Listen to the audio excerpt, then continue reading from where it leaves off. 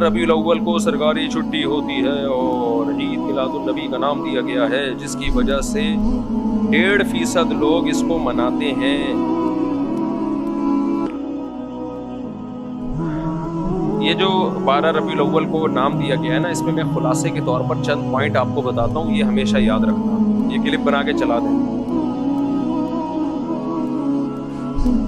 یہ جو جمعے کا دن ہے نا، یہ ایک طرح کا عید کا دن ہوتا ہے، حدیث میں بھی اس کو عید قرار دیا گیا ہے، چھوٹی عید کہہ سکتے ہیں آپ اس کو، اس میں احکامات بھی عید والے ہی ہیں۔ حدیث میں آتا ہے جمعے کو روزے کے ساتھ خاص مت کرو، جمعے کو روزہ رکھنا کوئی الگ سے فضیلت نہیں ہے، حالانکہ بڑا دن ہے۔ تو اگر خالص عید ہوتا تو حرام ہوتا روزہ رکھنا، لیکن الگ سے جمعے کی فضیلت کی بیس پہ کوئی روزہ رکھے تو اس کو پسند نہیں کیا گیا۔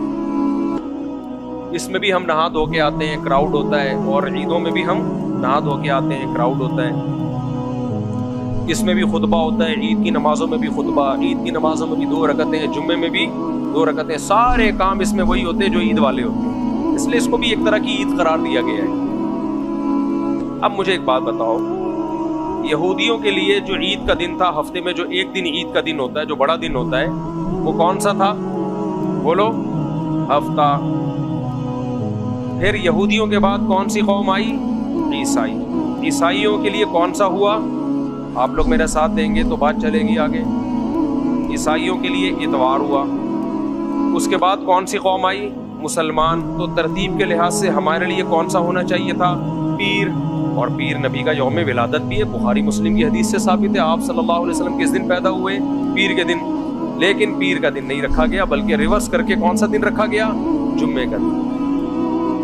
اس سے کیا پتہ چل رہا ہے؟ اسلام نبی کے یوم ولادت کو عید کا دن قرار نہیں دے رہا۔ اگر پیر کا دن مقدس بنا دیا جاتا، یہ وہم ہو سکتا تھا کہ شاید اس دن نبی پیدا، یعنی اس کو اس لیے مقدس بنایا جا رہا ہے کہ اس دن نبی پیدا ہوئے ہیں، تو شاید اس لیے مقدس بنایا جا رہا ہے۔ اس تو اسلام کا مزاج سمجھ میں آ رہا ہے اس سے کہ ریورس کر دیا گیا ہے۔ ایک بات پوائنٹ یاد رہے گا، یہ ہمارے بریلوی بھائیوں کو یہ پوائنٹ آپ بتایا کریں۔ نمبر 2، عید کا کانسیپٹ اور روزے کا کانسیپٹ جمع ہو سکتا ہے؟ بولو نہیں۔ کوئی بقرعید والے دن روزہ رکھ رہا ہو، آپ بولو گے بھائی تو شیطان والا کام کیا۔ عید الفطر والے دن کوئی روزہ رکھ رہا ہو، کون سا کام کیا؟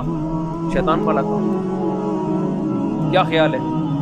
اگر پیر کا دن جو نبی کا یوم ولادت ہے، کنفرم پوری امت کا اجماع ہے، 12 تاریخ پر تو اتفاق ہی نہیں ہے، اس میں آتا ہوں ابھی، کنفرم پیر کا دن نبی کا یوم ولادت ہے، پوری امت کا اتفاق ہے، آپ نے پیر کے دن روزہ رکھا ہے، اور آپ پیر کے دن روزہ رکھا کرتے تھے اور بتایا کرتے تھے میں اس دن پیدا ہوا ہوں، تو آپ نے اپنے یوم ولادت پہ روزہ رکھ کے اس میں عید کا تصور ڈالا ہے یا عید کے کانسیپٹ کو ختم کر دیا؟ ختم کر دیا۔